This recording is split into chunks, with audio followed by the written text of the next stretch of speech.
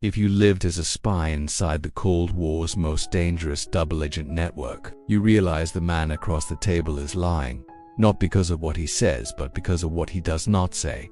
The room smells faintly of tobacco and damp paper while a single lamp hums above the metal desk and cold yellow light spills across your hands. Outside the building, the winter wind scrapes against the city like steel against stone.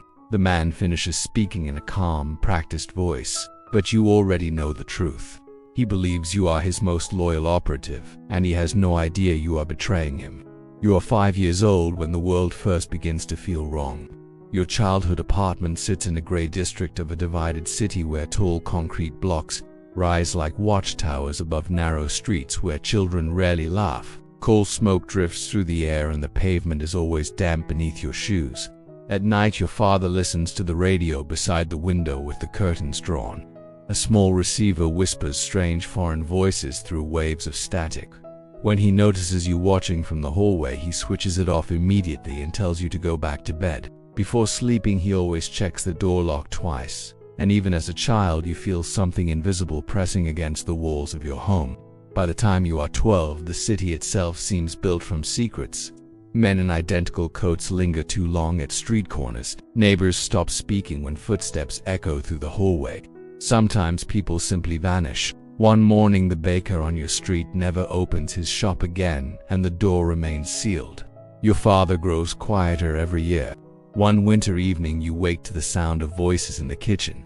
You walk down the hallway and stop beside the doorway where two men sit with your father while snow melts slowly from their boots.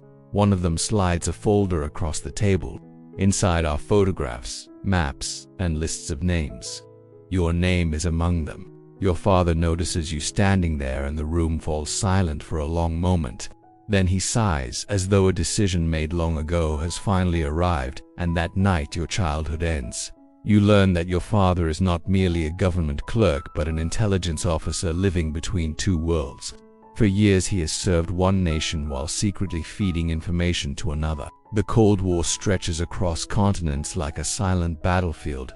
Your father explains that one day you will take his place. At 15, you still believe there might be another life waiting somewhere beyond the city. Perhaps you could leave and become someone ordinary. But unfamiliar men begin visiting your home more often. They speak with your father behind closed doors, and sometimes they watch you carefully. One afternoon, your father sits beside you at the kitchen table. He tells you the work must continue because when networks collapse, people disappear. If your father stops, others will die, and if you refuse, the chain breaks. The path ahead of you was written long before you understood the words. Your training begins quietly in ordinary places that hide dangerous lessons. Your father teaches you how to observe a room without appearing to look and how to memorize entire pages of text in seconds. You learn to detect whether someone is following you by the rhythm of their footsteps. At 17, other instructors begin to appear. They teach you codes, dead drops, surveillance routes, and the use of invisible ink. In dim basements that smell of dust and chemical solvent, you practice assembling miniature cameras in darkness while stopwatches tick beside your ear.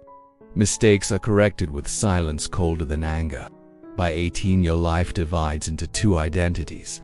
During the day, you work politely inside a government ministry reviewing reports and filing documents.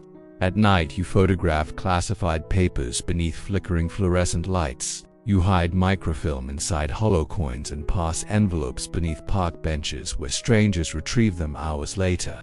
The first time you deliver secrets, your hands tremble and your heartbeat echoes loudly inside your skull. But the man receiving the package barely looks at your face. For him it is routine, but for you it is the crossing of a threshold that cannot be reversed. The fear does not disappear. At first, every knock on the door sends a chill down your spine and every police siren tightens your chest. But months pass and then years. The fear slowly dulls into a heavy discipline. You stop thinking about betrayal or loyalty and think only about timing and precision. Secrets become numbers, files, and coordinates, while your conscience grows quiet beneath routine. The price is isolation. You cannot speak about your work to anyone. Friends drift away and lovers eventually leave. Even your father rarely discusses operations anymore. You walk through crowded streets feeling like a ghost among the living. Entire governments shift because of whispers you release into the darkness and no one knows your name. By 35, your network becomes one of the most valuable intelligence channels of the Cold War.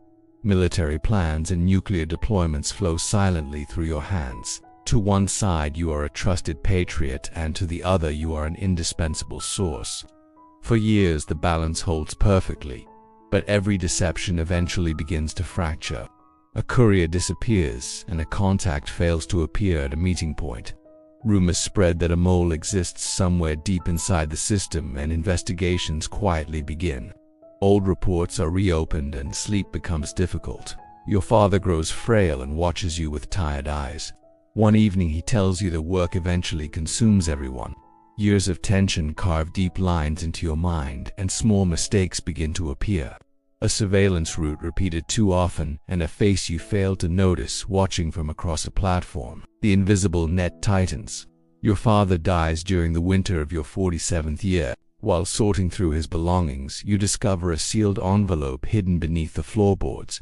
Inside are codes, documents, and contacts you have never seen. A single handwritten note rests on top.